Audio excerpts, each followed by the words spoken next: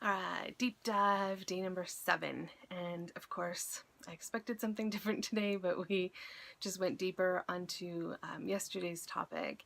And today was more about the relationship side of it. So if we are talking about the hero's journey and what that looks like for our business or for our bank account or that aspect, we could take that same type of mentality and apply that to our relationships and both our social, for our friends, and I think of social media because that's a part of my life, but our friends and who we show up for in that. And we can do the same, the whole meal deal, where we're looking at the objective and the subjective for our relationships. And are we giving and receiving what we're intending, all that good stuff. So something that Steve said, that I'm just going to read notes as I'm kind of getting ready for bed, and it's been a crazy hectic day, but a couple of key points was getting stuck at a 7. So if we were to rate our lives, and this came up in a couple of different days, but it's standing out to me because now I'm finally at a 7. So for a lot of stuff, if I'm rating my life on a scale of 1 to 10, if we know, and this goes for anything, so I just like this rating system, if we're going on a scale of 1 to 10, 1, 2, 3, you know that shit sucks. You know that you have to make a different decision. You know you need to start thinking differently. Like, things seriously need to start taking a massive shift. Likewise, if you're getting, 8, 9, or 10, things are pretty awesome. You can make minor tweaks and they could be even better, right? Getting as close to a 10 or maintaining a 10 as you can. In the 4, 5, 6, you're usually in the middle of doing the work. So you've either come from a 1, 2, or 3 and you're in the process of moving up, or you're kind of falling back and sliding into the 1, 2, or 3. So it's usually one or the other. But at least there's some movement. So you're either not getting what you want and the shit is completely falling apart, which then, relook at your simulator and figure out what's going on and what are you missing. But when you're at a 7, you're stuck. And that 7 is, you're kind of complacent. You're happy with the status quo. You're not, like, shit's not really bad enough to make any serious decisions. And you know that it could be a lot better, but you really are just comfortable. And that is the worst place to be, almost worse than a 1, 2, or 3. When you're at a 1, 2, or 3, like I am financially, I've got $62 in my bank account. I did pay my rent.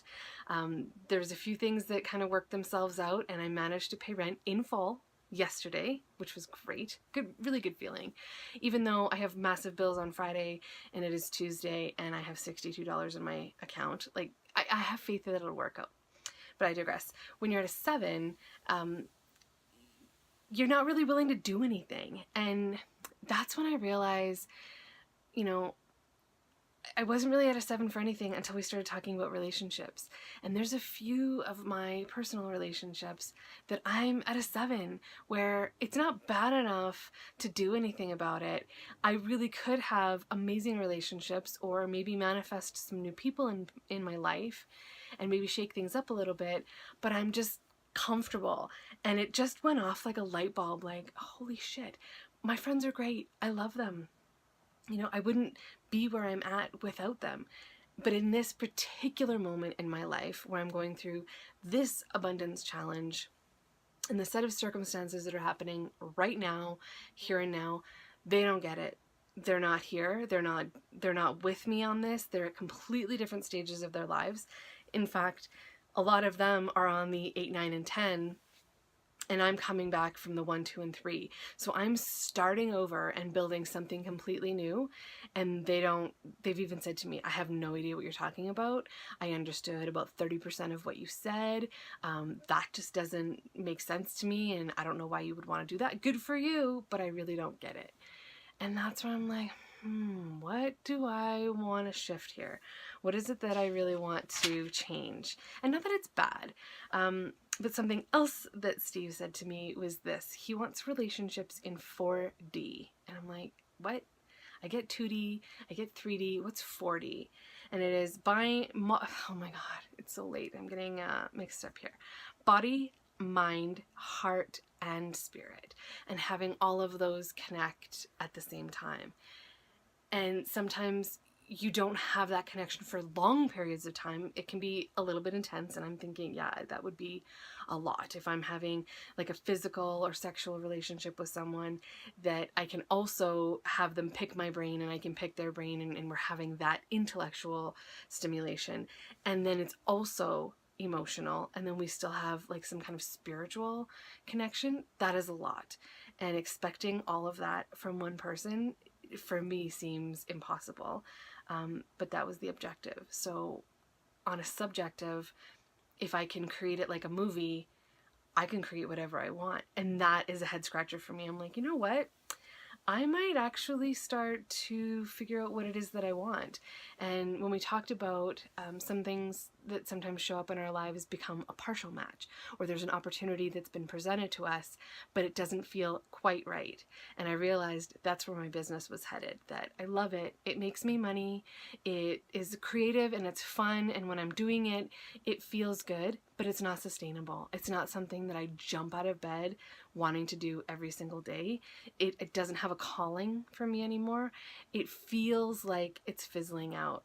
It's a partial match. And until we are able to cleanly say, no thank you, appreciate the offer, but no thank you, and that energy is cleared from that. We're no longer thinking about it. It's not a possibility anymore. It's not like burning a bridge, but it's just a clean and definite no. And it tells the universe and also tells the simulator, oh, okay, she doesn't want that. What else then does she want? And starts to bring us what we actually want. And what I loved about Steve's like, just ask for your ideal match.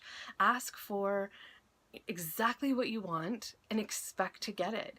And if it's a simulator, if it is a movie script, you can do that. Just try it. He's like, it's amazing. It actually works. And I thought, you know what? When I've asked the universe very cleanly, I want this person to show up, or I want this kind of customer to show up, they just show up. So why wouldn't that happen for all areas of my life? Just blows my mind.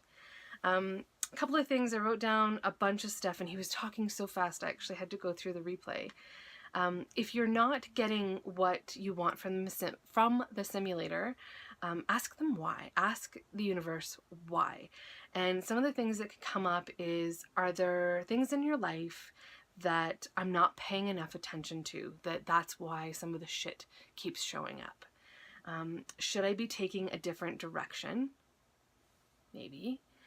Am I cooperating with the story that is being presented to me? And I'm like, oh, maybe I got some resistance to work through. And all of this came down to trust. When we trust that what is being brought to us is for our benefit, is for a lesson, is for our growth, whether it's shitty or not, if we start looking at it from, how can this benefit me? How can I use this to my advantage? How can I, learn from this? That's when we start to move through some of the shit. And then poof, there's light at the end of the tunnel. For me, I've had some really great epiphanies and have decided to completely dissolve my business. Keep certain parts of it that I really like, that feel effortless to me, and I'm going to entertain the idea of spinning that into a different version of my business so that I can still keep cute crafty girl, because that still resonates with me, and then let everything else go. And in the process, I've actually had one of my students come to me and say, I want to take over. I want to do what you do. And teaching her to do what I do is going to be a fun challenge.